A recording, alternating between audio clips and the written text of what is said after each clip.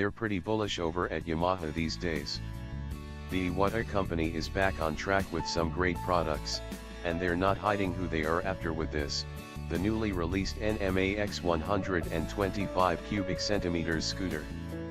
Honda's 2,699 pounds PCX 125 is consistently one of the best-selling powered two-wheelers in the UK and beyond, but not for long if Yamaha has its way. The NMAX comes filled with some cutting-edge tech and a price tag that aggressively undercuts the PCX by exactly £100. It's fighting talk alright, but does the NMAX have what it takes to topple the class leader? To find out, Bike Social traveled to Lisbon and the World Press launch, where we spent a day riding around the Portuguese capital to see what the new scoot is made of. The headline figures for the NMAX are the new engine, featuring variable valve actuation for the first time on a scooter, and the standard adoption of anti-lock brakes, a unique feature at this price point. At the heart of the NMAX is an all-new 125 cubic centimeters 4-valve engine which has been equipped with variable valve actuation. The engine is definitely the star of the show, switching seamlessly from the low-speed cam to the high-speed cam at 6,000 RPM, giving good low-down torque without compromising performance at higher RPM.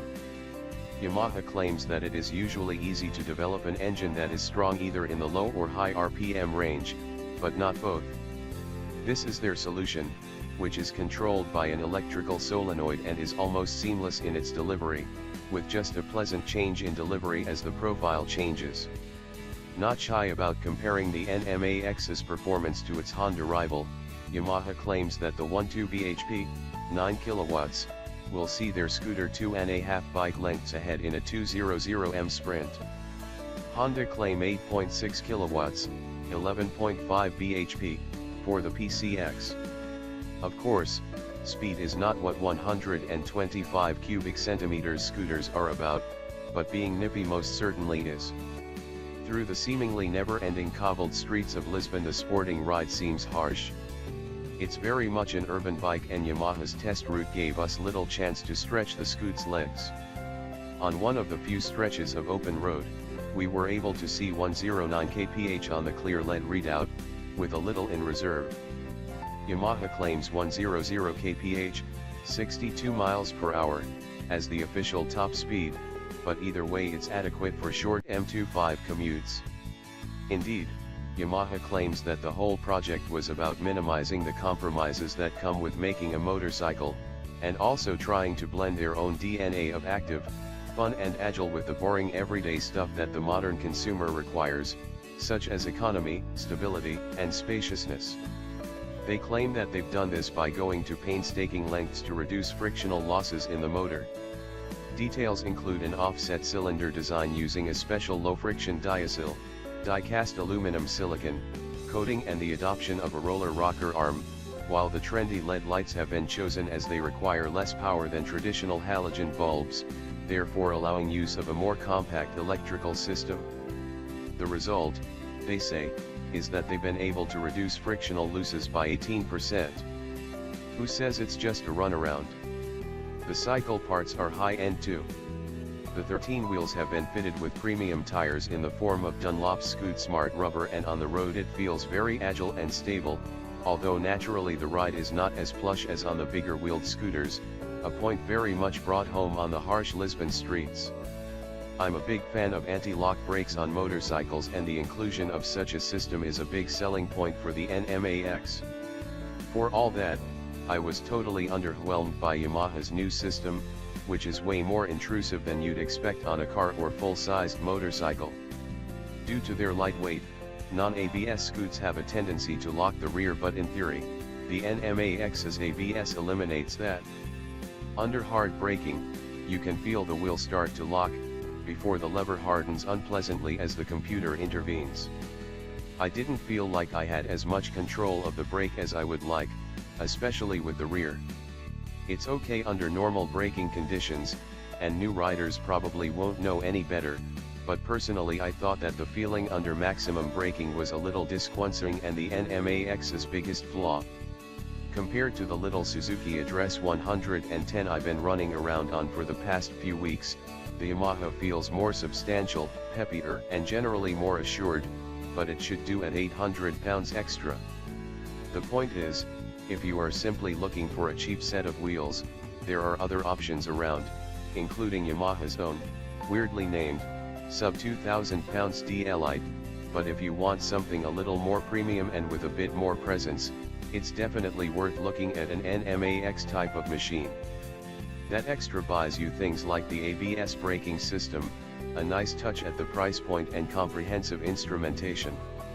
Where bargain basement scooters can feel a bit pizza delivery, machines like the NMAX certainly have an air of urban chic around them. It's a thoroughly modern and trendy scooter that comes in 4 metallic color options. As the hordes of Italian customers may well say, "For me is good. I like." Of course, all the tech means very little to many riders, who will be looking at the NMAX as a practical way to get to work on a daily basis.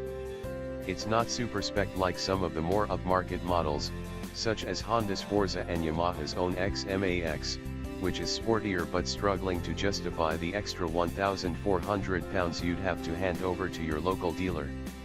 We didn't do enough miles on the press launch to work out the fuel consumption, but Yamaha claims 129 mpg using the standardized combined cycle used by all the Japanese manufacturers.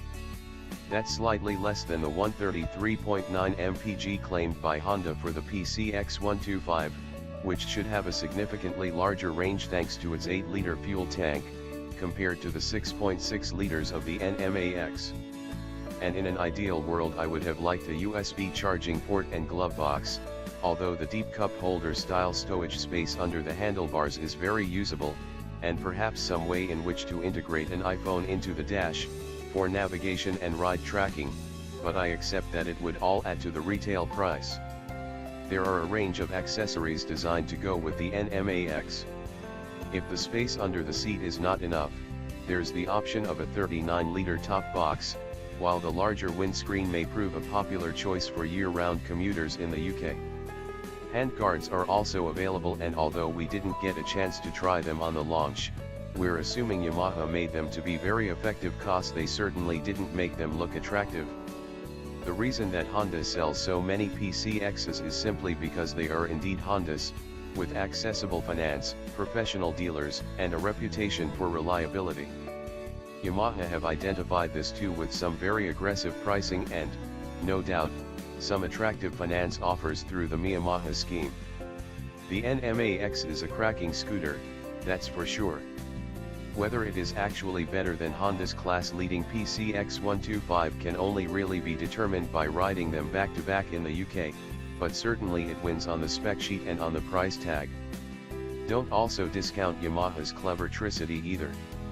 Although it's aimed at a slightly different audience, the three-wheeler is brilliantly stable and well worth a look for the urban commuter. Whichever you choose, you can't really go wrong, but my money's going to be on the cheaper and more modern NMAX, just shading it. After all, who's gonna argue with Yamaha in the mood they're in?